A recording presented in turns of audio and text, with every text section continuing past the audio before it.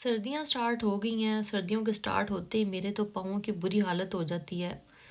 फट जाते हैं, कट्स डल जाते हैं, बाज़-औक़ात तो उन कट्स में से खून भी आना शुरू हो जाता है। इतनी क्रीमें लगा ली हैं मैंने, लेकिन कुछ आराम नहीं आता।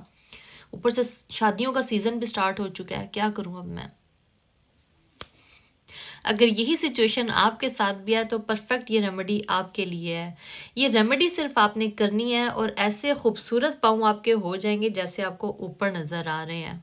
Let's go. अस्सलाम वालेकुम मेरी प्यारी सी यूट्यूब फैमिली, कैसे हैं आप सब। सर्दियों के स्टार्ट होते ही स्किन के ऐसे ऐसे इशू सामने आते हैं कि बंदा हैरान परेशान हो जाता है कि मेरी स्किन को ये हो क्या गया है। जहां मुंह की बुरी हालत होती है, हाथ भी खराब हो जाते हैं, डैमेज हो जाते हैं। इतने डैमेज हो जाते हैं, बाजुकाते गलती से अगर किसी कपड़े के ऊपर हाथ लग जाए तो वो कपड़ा बेचारा साथ ही आ जाता है हाथों के मुझे साथ ले जाना। और साथ साथ पाँव भी कहीं पीछे नहीं रहते। पाँव भी इतने ज़्यादा डैमेज हो जाते हैं, ड्राई हो जाते हैं, कट्स डल जाते हैं और बाजू का तो उन कट्स में से ब्लड भी आना शुरू हो जाता है। नो डाउट कि ये प्रॉब्लम किसी मेडिकल इशू की वजह से भी हो सकता है। वो चीज़ आपने चेक करनी है कि कहीं ये मुझे किसी बीमारी की वजह से तो नहीं हो रहा।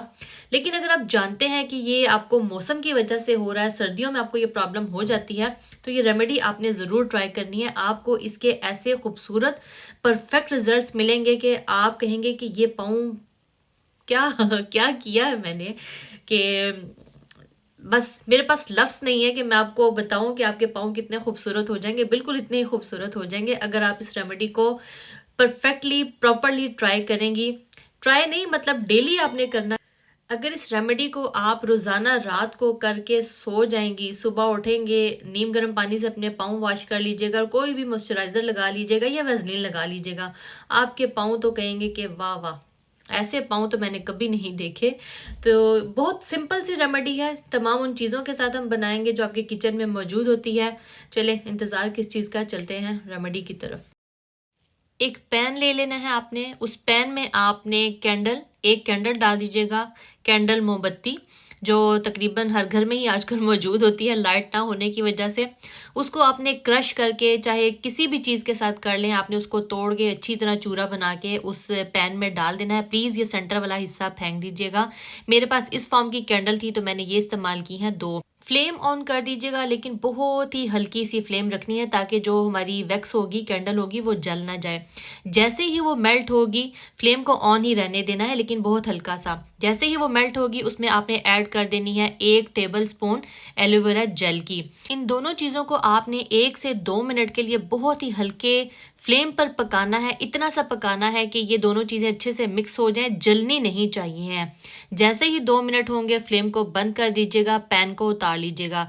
फिर आपने इसमें ऐड करनी है 1 टेबल स्पून कोकोनट ऑयल की, 2 टेबल स्पून आपने ऐड करनी है वैसलीन की, व्हाइट पेट्रोलियम जेली की। साथ ही आपने ऐड कर देने हैं 4 कैप्सूल्स विटामिन ई के। अब इन तमाम चीजों को आपने बहुत अच्छे से मिक्स कर देना है। व्हाइट पेट्रोलियम जेली भी आपकी बहुत अच्छे से मेल्ट होनी चाहिए उन तमाम चीजों के साथ। अगर आपको लगे कि पैन ठंडा हो चुका है और वैसलीन आपकी मेल्ट नहीं हो रही है तो आपने सिर्फ इतना सा इसको फ्लेम पर रखना है कि आपकी जो वैसलीन है वो मेल्ट हो जाए और फौरन से आपने फ्लेम पर से इसको उतार लेना है।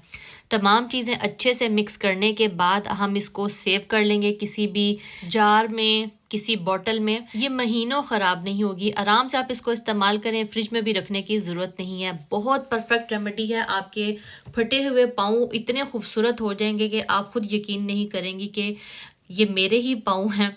आराम से आपने इसको सेव कर लेना है, किसी भी बॉटल में डाल लें, किसी भी जार में डाल लें, प्लास्टिक का हो, कांच का हो, ये इजीली सेव हो जाता है।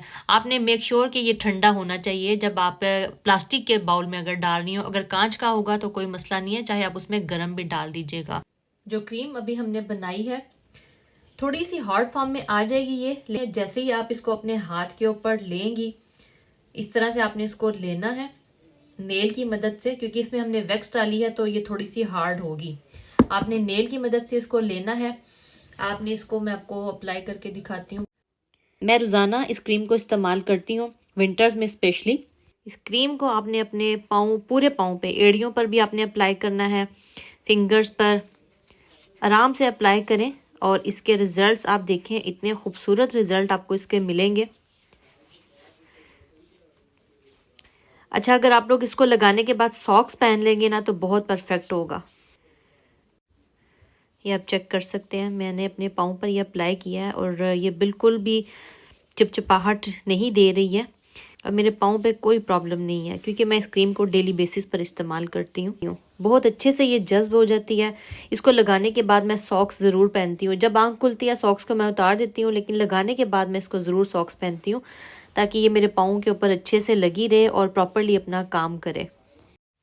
ये थी मेरी आज की वीडियो, ज़रूर ट्राई कीजिएगा। बहुत परफेक्ट 100% रिजल्ट है इस रेमेडी के। मैं खुद भी इसको करती हूँ, विंटर में मैं इसको ख़त्म नहीं होने देती हूँ अपने पास से, क्योंकि ये जो रेमेडी है, ये जो क्रीम हमारी बनेगी ना, इससे बढ़कर और कोई क्रीम नहीं है जो आपके पाँव को सॉफ्ट बनाएगी, उसकी ड्राइनेस को ख़त्म करेगी और अगर वो फट चुके हैं, कट्स हैं उसमें, तो ये उन कट्स को भी फिलअप कर देगी।